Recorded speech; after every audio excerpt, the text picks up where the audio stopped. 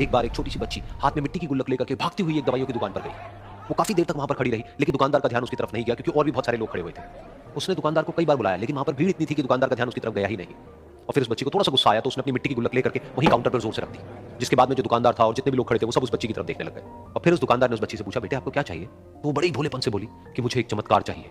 ये सुनकर के दुकानदार को कुछ समझ नहीं आया, ना ही वहां पर जो लोग थे उनको कुछ समझ में आया, और सब उसकी तरफ देखने लग गए। फिर दुकानदार ने बोला, बेटे चमत्कार तो यहाँ पर नहीं मिलता है। तो बच्ची को लगा कि वो उससे झूठ बोल रहा है, तो बच्ची ने कहा कि मेरी गुल्लक में बहुत पैसे हैं, आप बताओ आपको कितने पैसे चाहिए, लेकिन मैं आज यहाँ से चमत्कार लेकर के ही जाऊंगी।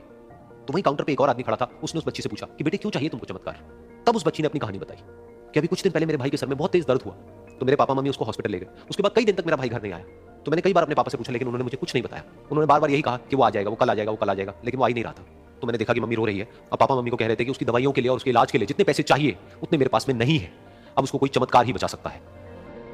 तब मुझे लगा कि अगर मेरे पापा के पास में इतने पैसे नहीं भी हैं तो क्या हुआ, मेरे पास में तो है। तो मैंने जितने भी पैसे जोड़ रखे हैं वो सारे लेकर के मैं इस दवाई की दुकान पर आई। फिर उस आदमी ने उस बच्ची से पूछा, कितने पैसे हैं तुम्हारे पास में? ये सुनते ही उस बच्ची ने अपनी गुल्लक उठाई, जमीन पर फेंकी और तोड़ दी, और पैसे गिनने लग गई। बाकी सब लोग खड़े होकर के उसको देख रहे थे। थोड़ी देर बाद उसने सारे पैसे अपने हाथ में इकट्ठे किए और बोली, मेरे पास में पूरे 19 रुपए हैं। वो जो आदमी वहां पर खड़ा था वो थोड़ा सा मुस्कुराया और बोला कि अरे तुम्हारे पास में तो पूरे पैसे हैं, इतने का ही तो आता है चमत्कार। ये सुनकर के वो बच्ची बहुत खुश हो गई और बोली कि चलो मैं आपको अपने पापा से मिलवाती हूँ। बाद में पता लगा कि वो आदमी कोई आम आदमी नहीं था, बल्कि एक बहुत बड़ा न्यूरो सर्जन था, और उसने सिर्फ 19 रुपए में उसके भाई की सर्जरी करी, और कुछ ही दिन बाद वो ठीक होकर के घर वापस आ गया। फिर कुछ दिन बाद वो बच्ची, उसका भाई, उसके पापा, उसकी मम्मी चारों एक साथ बैठे हुए थे और बात कर रहे थे। तो उसकी मम्मी ने उसके पापा से पूछा कि अब तो बता दो ये चमत्कार आपने किया कैसे?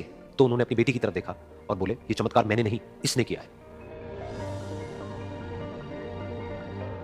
तो यहां पर एक बहुत बड़ी बात है जो हम उस छोटी सी बच्ची से सीख सकते हैं कि जिंदगी में कभी कभी ऐसा होता है कि हमको कोई रास्ता नजर नहीं आ रहा होता है और हम लोग हिम्मत हार जाते हैं। तब हमारे अंदर एक बच्चा होता है जो कोशिश करने से कभी भी पीछे नहीं हटता है। वो हार मानने को तैयार नहीं होता है, क्योंकि उसको ना शब्द समझ नहीं आता है। वो बच्चा जिसके लिए कुछ भी नामुमकिन नहीं है, क्योंकि वो हर हाल में कोशिश करता ही रहता है।